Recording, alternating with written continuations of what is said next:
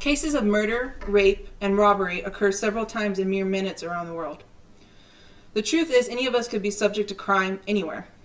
Without forensic investigation, many of the culprits would go free. But what is most important is that without Sherlock Holmes, forensic investigation would not be where it is today. In many ways, Holmes was at the forefront of forensic investigation, and I hope to illuminate the impact Sir Arthur Conan Doyle, famous detective, had on the field of forensic science. I spent many days thoroughly researching this topic, as I consider myself a bit of a Sherlock Holmes and crime investigation enthusiast, as you can see by my two favorite books from my collection. In fact, as a forensic chemistry major, I dream of becoming a medical detective myself. Today we will examine three areas of forensic investigation in which Holmes had made contributions: in collecting prints, analyzing documents, and the science of deduction and reasoning. Our first topic, print collecting, is a common and crucial practice in forensic investigations today. But how exactly did Holmes play a role in this field? Holmes promoted the use of two types of print collecting. The first type of print collecting were fingerprints. According to James O'Brien, author of several Sherlock Holmes publications such as the book The Scientific Sherlock Holmes, and also the article Sherlock Holmes, A Science-Based Detective in 2013, the first case Holmes used fingerprints in was The Sign of Four, published in 1890. And it wouldn't be until 40 years later that Scotland Yard would officially embrace this technique in 1901. Holmes ardently used fingerprinting instead of the common identification method of the time, known as Bertillonage. According to the 2008 article, The Bertillonage System, by Isaac McPhee, science and history blogger, Bertillonage was a system of measuring 12 characteristics of the body, like the size of the head, hands, and legs, to later identify criminals. The system was not a very reliable one, and it was highly complex, and people could be found with identical measurements. The second type of print collecting Holmes demonstrated were footprints. James O'Brien also states that Holmes analyzed footprints from the very first case, A Study in Scarlet, in 1887.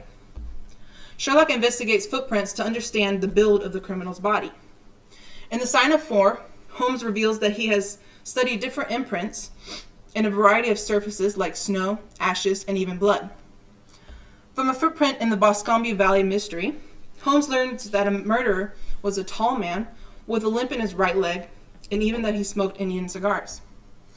While Doyle did not invent collecting fingerprints and footprints himself, he promoted this technique to the police. Holmes also used the analysis of two types of writing to solve cases. The first type of analysis was that of handwriting. Through the analysis of the characteristics and patterns of handwriting, Holmes could determine the gender, character, and other traits of the suspects. In the case of the Norwood builder, Holmes inferred that a will was written on a train due to the shakiness of the handwriting. Holmes also deduced that two writers were related in the Reigate squares. Handwriting analysis, like that of collecting fingerprints, was a novel form of investigation in England at that time. The second type of analysis was that of typewriting. In a case of identity in 1891, Holmes observed the peculiar features of a typewriter to match two sets of documents. The FBI did not start a document section until 1932, almost 40 years after Sherlock Holmes. Doyle used both handwriting and typewriting as methods of investigation in a time when it was almost unheard of, showing just how far ahead of the time he was. Lastly, Holmes played a major role in the science of deduction and reasoning in two ways. The first way was in the use of the scientific method. According to a PBS summary of a program titled How Sherlock Changed the World, which aired in 2014, before it was even common practice, Holmes was the first in using ballistics, which included bullet trajectory, to solve cases. Holmes also used the scientific method to establish chemical tests for poisons many decades before modern toxicology. The second way Holmes played a major role in the science of deduction was an approach known as the exchange principle. The exchange principle states that when two objects come into contact, each leaves a trace on the other. Holmes directly inspired Edmond Locard, the famous French detective who formulated the principle. He imitated Holmes in keeping collections of trace substances such as soils and minerals to analyze under the microscope as evidence. Lockhart was so influenced by Holmes that he was able to build the first forensic lab in 1910, 2 decades after Doyle's fictional model.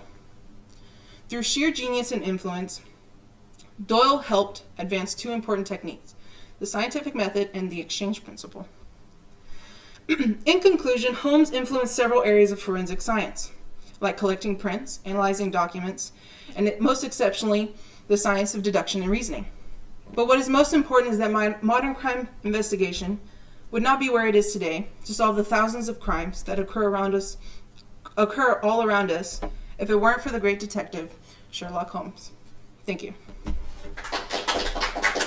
Yay. I'm cutting it really close, 15 seconds.